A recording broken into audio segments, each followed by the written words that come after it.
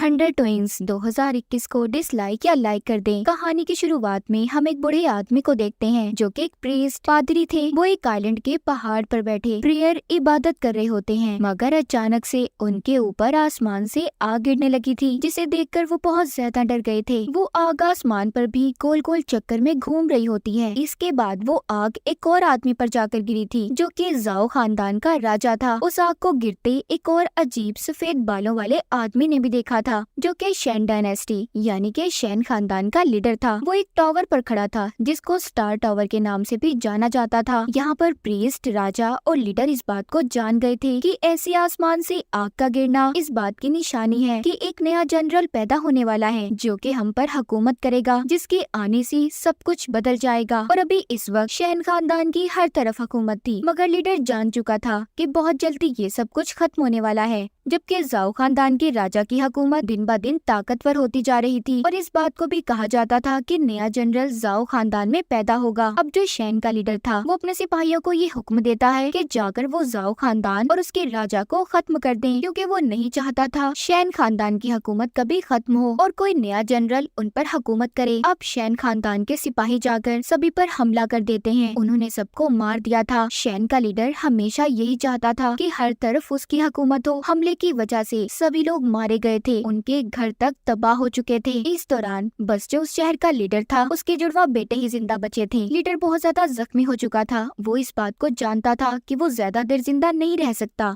इसीलिए उसने अपने उड़ने की ताकत को अपने जुड़वा बेटों में से एक को दे दी थी। यहाँ पर शैन खानदान का लीडर भी पहुँच गया था और आकर उस लीडर को मार देता है। उसका इरादा उस लीडर के जुड़वा बच्चों को भी मारने का था, क्योंकि वो जानता था कि इन्हीं में से एक नया जनरल बनेगा। मगर तभी यहाँ पर प्रीस्ट आ जाते हैं जो हमने कहानी के शुरू में देखे थे और शैन के लीडर को ऐसा करने से रोकते हैं। उनके दरमियान में लड़ाई हो गई थी। वो दोनों लड़ते लड़ते एक अलग दुनिया में पहुंच जाते हैं। इस लड़ाई में शैन का लीडर काफी जख्मी हो चुका था, जिस वजह से वो वहाँ से चला जाता है। उधर दूसरी तरफ हम जाओ खानदान के राजा को देखते हैं जो उन जुड़वा बच्चों के पास आ गए थे। जब वो आकर देखते हैं तो उनका सारा शहर तबाह हो चुका था। उधर प्रीस्ट भी आ गए थे। प्रीस्ट राजा से कहते हैं कि तुम ही वो इंसान हो जो इन दोनों बच्चों की देखभाल करोगे, क्योंकि मैं जानता हूँ एक दिन इन दोनों बच्चों में से ही कोई एक जनरल बनने वाला है जिसकी हर जगह पर हुकूमत होगी। वहाँ पर प्रीस्ट ने दोनों बच्चों के नाम भी रख दिए थे, जिनमें से एक का नाम लीजेन और दूसरे का नाम हुआन था। इसके बाद सीन बदलता है और हमें 18 साल बाद का वक्त दिखाया जाता है। हम लीजेन को देखते हैं जो बड़ा हो गया था और अपने घर की छत पर खड़ा नकली पंख लगाकर उड़ने की कोशिश कर रहा था। उसे सब देखकर परेशान थे और उसका मजाक भी बना रहे थे, क्योंकि लीजेन अक्सर ऐसी हरकतें करता रहता था। वो उन सबको गुस्से से जवाब देता है और ये कहता है कि एक दिन मैं जरूर उड़ूंगा,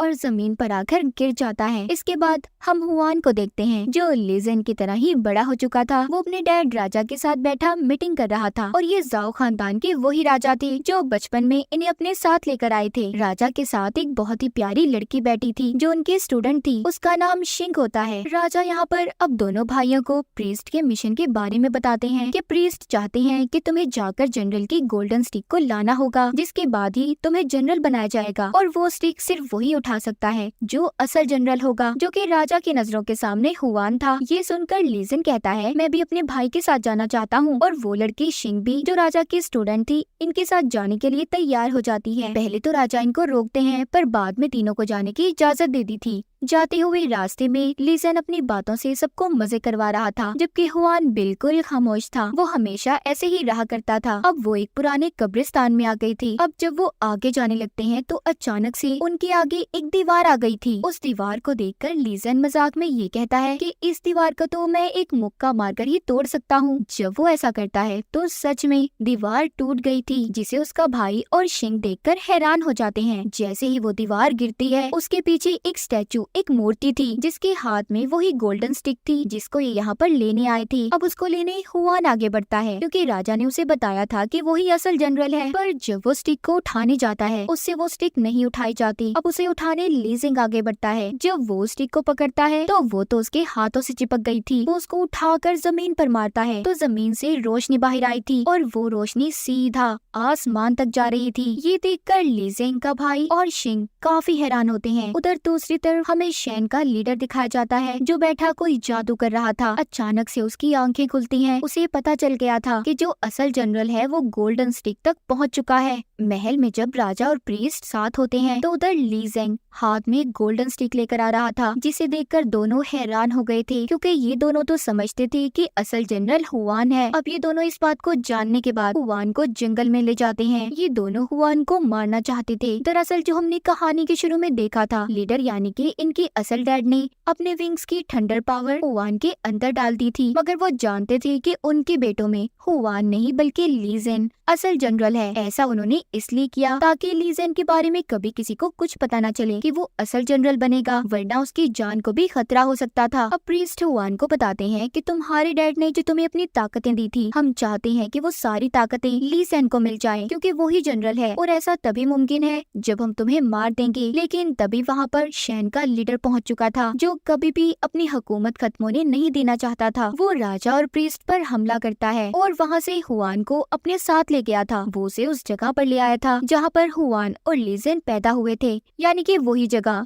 जिसको इसी शैन के लीडर ने अपने सिपाहियों के साथ तबाह करवाया था। यहाँ पर वो हुआन की याददाश्त को उस वक्त में ले जाता है जब वो पैदा हुआ था और साथ ही उसे ये भी बताता है कि तुम्हारे मॉम डैड को किसी और ने नहीं बल्कि तुम्हारे सौतेले डैड ज़ाओ खानदान के राजा ने मारा था, और ऐसा उसने इसलिए किया क्योंकि वो जानता था कि तुम दोनों भाइयों में से एक जनरल होगा। ये सुनकर तो हुआन बिल्कुल टूट चुका था कि जिस राजा को अब तक उसने डैड की तरह समझा, उसने उनके असल मॉम डैड को मार दिया। शैन का लीडर अपनी चाल में कामयाब हो चुका था। अब वो हुआन से कहता है कि जो ताकतें तुम्हें तुम्हारे डैड ने दी थी उन्हें बाहर लाने की कोशिश करो, तभी तुम ज़ाओ खानदान के राजा से बदला ले सकते हो। ये सब जानने के बाद हुआन भी अब बदला लेने के लिए तैयार था। उधर ली ज़ेंग प्रीस्ट से कहता है कि आपको मुझे लड़ना सिखाना होगा ताकि मैं अपने भाई को जाकर बचा सकूं। दूसरी तरफ शैन का लीडर हुआन को ऐसी जगह पर बिठा देता है जहां पर बैठकर उसकी वो ताकतें वापस आ सकती थी जो उसके डैड ने दी थी। उधर ली ज़ेंग भी हवा में उड़ता प्रीस्ट के साथ उनकी आइलैंड पर जा रहा था। उसके साथ शिंग भी थी। उसके जाने का मकसद था ताकि वो प्रीस्ट से लड़ने की ट्रेनिंग ले सके। वो आकर अब अपनी ट्रेनिंग करना शुरू करता है। जब वो सब कुछ सीख रहा था, इसी दौरान उसे खबर मिलती है कि उसके डैड यानी कि ज़ाओ खानदान के राजा को हुआन ने अगवा कर लिया है क्योंकि वो अपने मॉम डैड का बदला लेना चाहता था। अब ली ज़ेंग अपने डैड को बचाना चाहता था, मगर प्रीस्ट उसे जाने से रोक देते हैं और कहते हैं कि अभी तुम ठीक तरह से नहीं सीखे, तुम्हारी जान को खतरा भी हो सकता है। मगर ली ज़ेंग किसी भी तरह अपने डैड को बचाना चाहता था। अब खैर प्रीस्ट मान जाते हैं और उसे जाने की इजाजत भी दे दी थी। जाते हुए प्रीस्ट उसे एक गोल्डन ड्रैगन फ्रूट भी देते हैं जो उसके अंदर ताकत को बढ़ाने में मदद देगा। वो कहते हैं कि अगर तुम किसी मुश्किल में हो तो तुम इस फल को खा लेना। उधर दूसरी तरफ हम राजा को देखते हैं जिसको हुआन मार रहा था। जब वो राजा को अपने हथियार से मारने ही वाला था तो वहाँ पर ली ज़ेंग आ जाता है और अपनी गोल्डन स्टिक से हुआन को दूर करता है और साथ ही ये भी कहता है कि तुम्हारे पास जो हमारे डैड की दी हुई ताकतें हैं उसे तुम्हें मुझे देना होगा। मगर हुआन जो कि कुछ भी नहीं समझना चाहता था क्योंकि वो शैन के लीडर के कंट्रोल में था। यहाँ पर इन दोनों भाइयों के दरमियान में लड़ाई शुरू हो गई थी। हुआन ली ज़ेंग को मारने वाला था मगर रुक जाता है क्योंकि उसके अंदर अपने सगे भाई को मारने की बिल्कुल हिम्मत नहीं थी, इसीलिए वो वहाँ से चला गया था। अब हुआन स्टार टावर पर जाकर शैन के लीडर को बताता है कि वो ली ज़ेंग को मारने में नाकाम रहा। इस बात पर उस लीडर को बहुत गुस्सा आ गया था।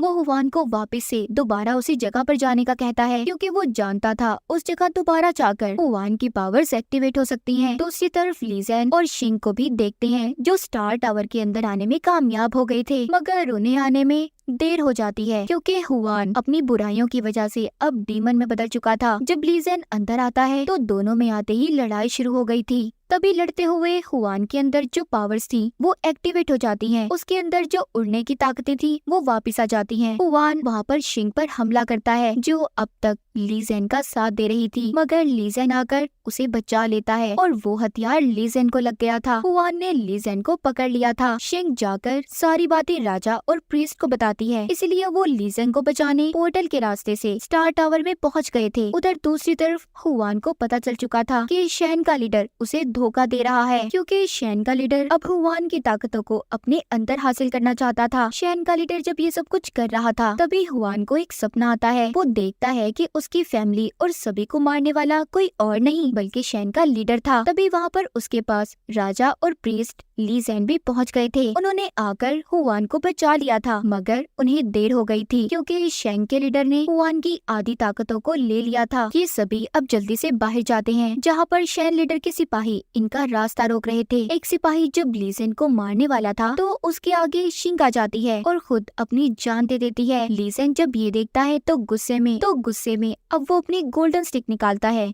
जिससे उसने सभी सिपाहियों को मार दिया था। उधर शैन के लीडर के पास आसमान को तबाह करने की ताकत आ चुकी थी। वो आहिस्ता आहिस्ता उस तूफान को आसमान की तरफ बढ़ा रहा था। प्रीस्ट जब ये देखते हैं तो ली ज़ेन और हुआन को ये सब रोकने का कहते हैं। अब हुआन ली ज़ेन का हाथ पकड़कर आसमान की तरफ लेकर जाता है, क्योंकि उसके अंदर उड़ने की ताकत आ चुकी थी। अब आसमान पर जाने के बाद उसने अपनी सारी ताकतों को ली ज़ेन को दे दिया था। सब कुछ खोने के बाद हुआन नीचे गिर जाता है और उस तूफान से टकरा गया था जो आसमान की तरफ बढ़ रहा था। इसी वजह से उसकी मौत हो जाती है। ये देखकर ली ज़ेन बहुत दुखी होता है। उसे गुस्सा आ गया था। वो यहाँ पर अपना ड्रैगन फ्रूट का इस्तेमाल करता है, जो कि उसे प्रीस्ट ने दिया था। उस फल को खाते ही वो बहुत ज्यादा ताकतवर हो जाता है। उसने उस तूफान को रोक दिया था। प्रीस्ट और राजा जान चुके थे कि एक नया और अच्छा जनरल वापिस आ गया है, जिससे चाइना अब दोबारा पुरअमन बनने वाला था, क्योंकि शैन के लीडर और उसकी हुकूमत अब खत्म हो चुकी थी। ली ज़ेन ने इस लड़ाई में अपने भाई और शिंग को तो खो दिया था, मगर अब वो जुल्म के खिलाफ लड़ने के लिए तैयार था। उसने बुराइयों को खत्म कर दिया था। और इसी के साथ इस मूवी की कहानी यहीं पर खत्म हो जाती है।